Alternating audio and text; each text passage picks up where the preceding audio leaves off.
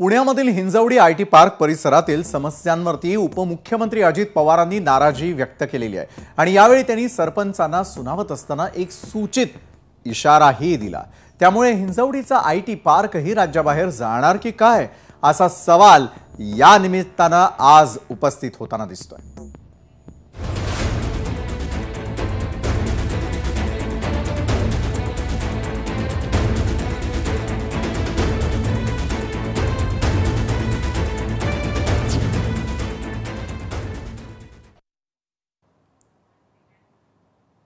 महाराष्ट्रामधील उद्योग राज्याबाहेर गेल्याचा आरोप सातत्याने विरोधकांकडून सत्ताधाऱ्यांवरती करण्यात येत असतो।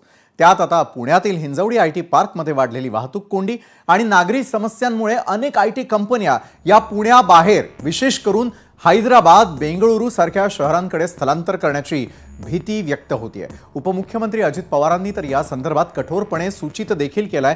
तसंच हिंजवडीच्या सरपंचांना त्यांनी खडे बोलही सुनावले।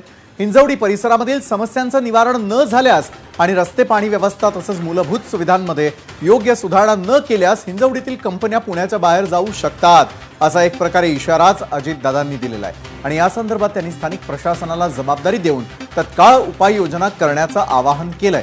ही अवस्था पुण्याच्या आर्थिक तसंच विकासाच्या दृष्टीने मोठी आव्हानात्मक आहे आणि यामुळे स्थानिक प्रशासन आणि सरकारने या समस्या लवकरात लवकर सोडवणं गरजेचं आहे, नाहीतर पुण्याच्या आयटी क्षेत्राला मोठा धक्का बसू शकतो।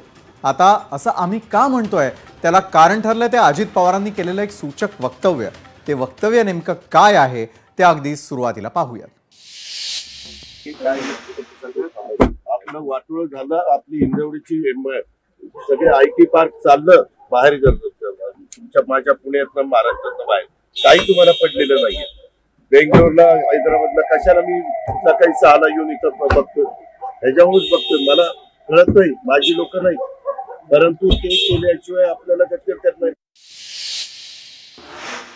बरं, राज्याचे उपमुख्यमंत्री अजित पवारांनी हे वक्तव्य का केलं त्याच्या मागे देखील बरीच कारण आहेत बरं का। कारण हिंजवडी परिसरामध्ये काही प्रमुख समस्या आहेत ज्यांच्यावरती आतापर्यंत कोणताही तोडगा काढण्यात आलेला नाही आणि त्यामुळे मोठमोठ्या कंपन्या या महाराष्ट्राच्या बाहेर निवारा शोधत असल्याचं कळतंय।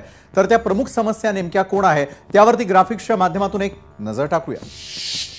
तर सुरुवातीलाच आपण पाहणार आहोत प्रमुख समस्या काय आहेत। मोठी वाहतूक कोंडी, रस्त्यांची अवस्था आणि एकच मार्ग, पावसाळ्यामध्ये पाणी साचणं आणि खड्डे, पिण्याच्या पाण्याची पुरवठ्याची समस्या देखील आवासून उभी आहे, वीज पुरवठ्याची अनियमितता, कचरा व्यवस्थापन आणि दुर्गंधी, फुटपाथ आणि सार्वजनिक सेवांची कमतरता, प्रदूषण आणि दूषित नाला। एकूणच हिंजवडीतल्या नेमक्या समस्या काय त्यावरती बोट दाखवण्याचा आणि बोट ठेवण्याचा हा प्रयत्न होता। आता अजित